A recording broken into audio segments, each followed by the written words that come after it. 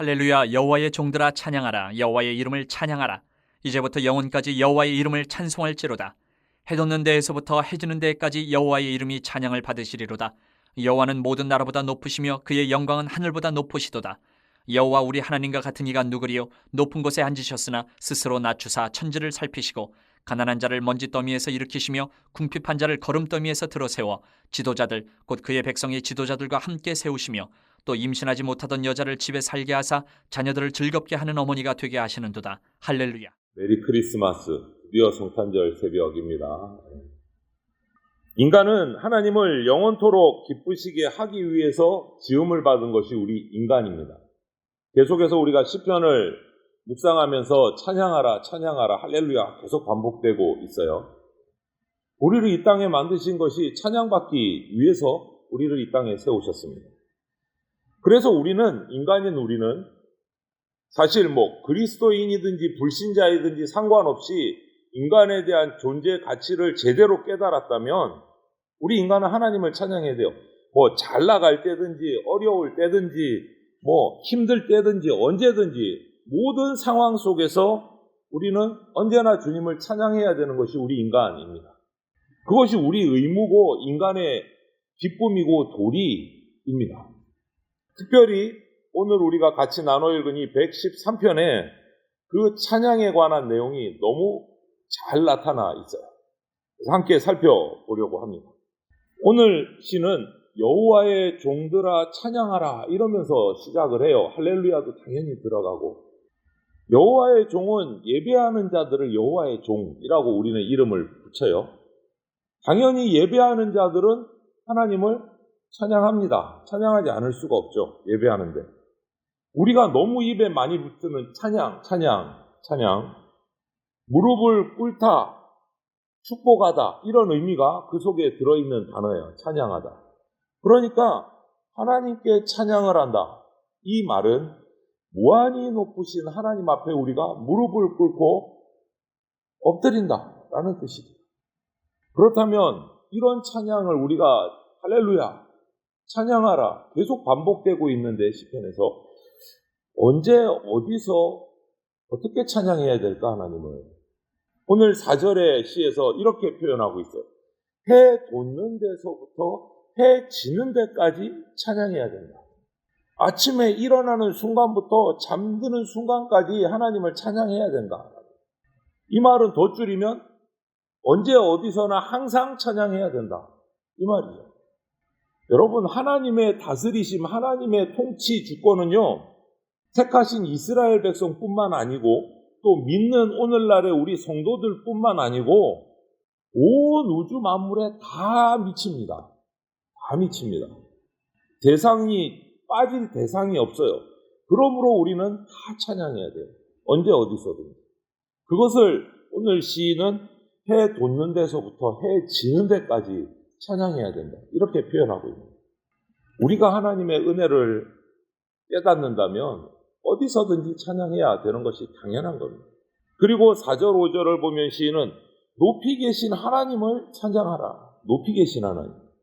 우리 인간이 아무리 강해도 아무리 위대해도 이 역사 속에 어떤 왕이 아무리 뛰어나다 해도 하나님께서는요, 모든 인간과 왕과 나라 위에 계신 분이십니다. 그것을 뛰어넘을 수가 없어요. 하나님의 통치가 미치지 않는 것이 없다라는 거예요.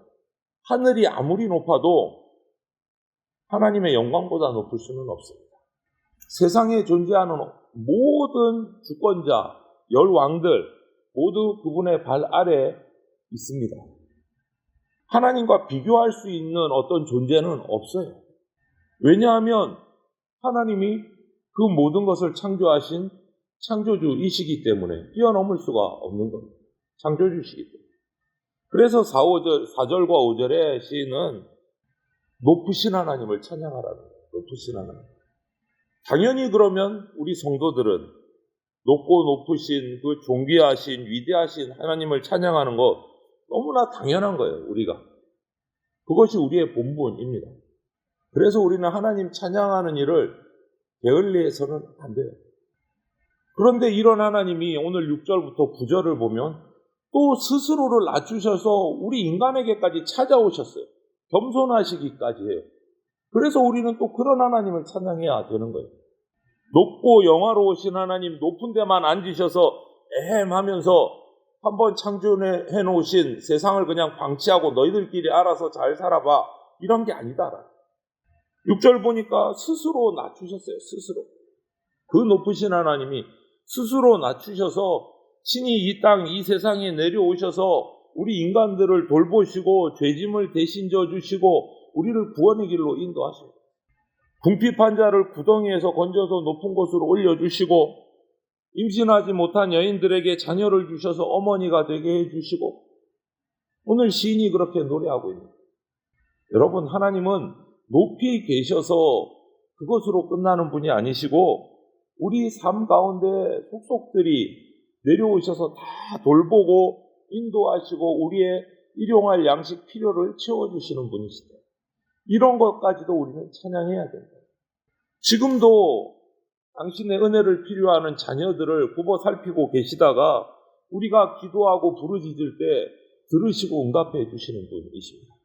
그래서 우리는 또 이런 하나님을 찬양하지 않을 수가 없는 거예요. 지금 힘들고 어려운 상황에 내가 있다 하더라도 그런 하나님의 보호하심, 인도하심을 우리는 찬양을 해야 돼요. 이 기독교 역사에서 보면 부흥을 체험하는 시대에는 특징이 있어요. 예배 시간이 길어진다는 특징이 있어요. 그리고 설교가 길어지고 찬양이 길어지는 것이 부흥의 시대에 있었던 일들이에요. 오늘 우리의 시대들을 한번 살펴보십시오. 한 번은 제가 신학원에서 공부할 때 1960년대에 만들어진 부흥성가집, 찬양집을 본 적이 있어요. 노랗게 변색이 돼가지고 이렇게 구불구불한 찬양집을 한번 본 적이 있는데, 그 당시에 자주 부르던 찬양들을 이렇게 모아서 이렇게 손으로 적어서 묶어놓은 찬양집을 본 적이 있어요. 그런데 가사가요, 보통 10절이에요. 1절부터 10절까지 있어요. 한 곡이. 그러니까 가사도 보면 천국, 지옥, 예수, 십자가, 은혜, 아주 그냥 노골적인 원색적인 복음의 단어들이 계속 들어가 있어요. 1절부터 10절까지. 거기에 실린 찬양을 한 곡 다 부르려면 한 10분은 걸릴 것 같아요. 한 곡 부르는데 10분은 걸릴 것 같아요. 10분. 그러니 당연히 찬양이 기니까 예배를 드리면 예배 시간도 길어질 수밖에 없는 거예요. 보통 10절, 짧으면 5절, 6절. 근데 우리 찬송가는 보면 길면 6절? 저는 6절이 제일 긴 것 같아요. 우리 찬송가에 실린 찬양 중에. 길면 6절. 근데 제가 본 그 60년대 찬양에 보통 10절. 저는 그래서 와, 대단하다. 예배 시간 한 2시간은 드려야 되겠다. 이렇게 생각을 했는데, 그거를 보는데 그때 교수로 왔던 목사님이 이러시는 거예요. 아유, 뭐 10절 가지고 그래? 이러면서 얘기를 하시는데, 중국 지하교회에 한번 부흥회를 하기 위해서 그렇게 들어갔던 적이 있대요. 지하교회 예배, 그 성도들 예배 처소에 숨어 들어가서, 근데 거기에도 이제 중국어로 된 찬양집을 자기들이 막 손으로 써서 이렇게 숨겨놓고 있는데 100절짜리가 있어요. 100절짜리가 있어요. 100절짜리. 그 찬양을 한번 부르면 얼마나 걸릴 것 같습니까, 여러분? 1절부터 100절까지 찬양을 불러야 돼요. 그래서 부흥 집회가 시작이 되는데 그 찬양을 부르는데 그 찬양을 다 부르니까 한 30분 지나가더래요. 30분. 찬양 한 곡 부르는데. 그래서 이제 이제 드디어 찬양 다 불렀구나. 말씀을 선포하려고 마음으로 기도하면서 딱 준비하는데 찬양 인도자가 100절 다 부르는데 다시 한 번 더 이러시더래요. 다시 한 번 더. 그냥 이 목사님이 그 바람에 기절할 뻔했대요. 100절짜리 찬양을 다시 한 번 더 이러는 바람에. 찬양 2번 부르는데 이제 1시간 지나가는 거예요. 중국의 지하교회가 살아있다라는 증거. 그런데도 불구하고 성도들이 두 손을 들고 눈물을 흘리면서 그 100절짜리 찬양을 부르더래요. 그래서 저는 고개를 숙였습니다. 10절 보고 우와 이러고 있는데 뭐 정전도사 그거 가지고 나는 100절짜리도 2번 불렀는데 이러시더라고요. 여러분, 예배가 살아있으면 반드시 찬양이 살아있습니다. 반대로 생각해보세요. 찬양이 죽어가면 부흥도 죽어갑니다.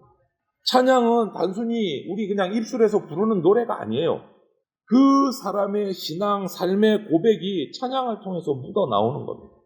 그래서 세상에서 믿음으로 살지 않는 성도는요, 입술을 열어서 찬양을 하라 그러면 힘껏 찬양 못해요.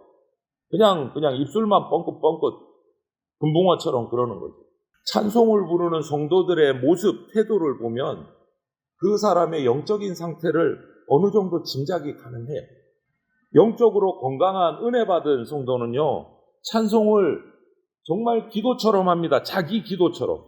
눈을 지그시 감고 하기도 하고, 눈물을 흘리면서 두 손을 들고 찬양하기도 하고, 자기의 마음이, 심령이 그 찬송에 딱 들어가 버리는 거예요. 자기 마음이. 그리고 열정적으로 두 손을 들고 뛰면서 찬양하기도 돼요. 그 찬송 속에 자기가 들어갔으니까, 인생이. 그 시간이 치유의 시간이 되고 회복의 시간이 되는 거예요. 여러분, 다윗을 보십시오. 수많은, 최고 많은 시편을 기록했잖아요. 그의 심령이 하나님을 향한 마음이 그 찬양시 속에 그대로 다 들어간 거예요. 다 들어간 거예요. 일생을 살면서 순간순간마다 그의 입술에서 찬양시가 흘러나오는 거예요. 어려울 때도 나오고 감사할 때도 나오고 그 시가 어마어마한 거예요. 자기의 삶이 그 속에 녹아들어 있는 거예요. 여러분, 혹시 여러분 생활하시다가 기도의 문이, 기도의 입이 닫혀서 잘 안 나올 때 내가 제일 은혜 받았던 찬양을 계속 반복해서 불러보세요. 그러면 영혼이 회복되고 기도의 문이 열리는 경우들이, 그런 경험을 체험하게 됩니다. 찬양이 그만큼 중요한 거예요. 그래서 오늘 시인도 할렐루야, 여호와를 찬양하라, 높으신 하나님을 찬양하라, 나를 다스리시는 하나님을 찬양하라, 계속 찬양하라 하는 거예요. 하나님은 지극히 높으신 분이십니다. 또 지극히 낮은 인간을 위해서 스스로를 낮추고 우리 가운데 내려오셔서 우리를 보호하시고 회복시키시고 구원시키시는 분이에요. 오늘 이 성탄절이 바로 그런 예수님이 이 땅에 오신 날을, 그날을 기념하고 우리가 기억하는, 찬양하는 날입니다. 그래서 이 성탄절을 그냥 헛되로 보내지 마시고 정말 기쁨으로, 감사로 맞이하면서 하나님의 그 사랑을 우리가 기억하고 본받아서 이웃을 돌아보고 지체들을 돌아보고 오직 주님만을 찬양하는 삶을 살아가는 그러한 날이 되기를 주님의 이름으로 축원을 드립니다. 아멘.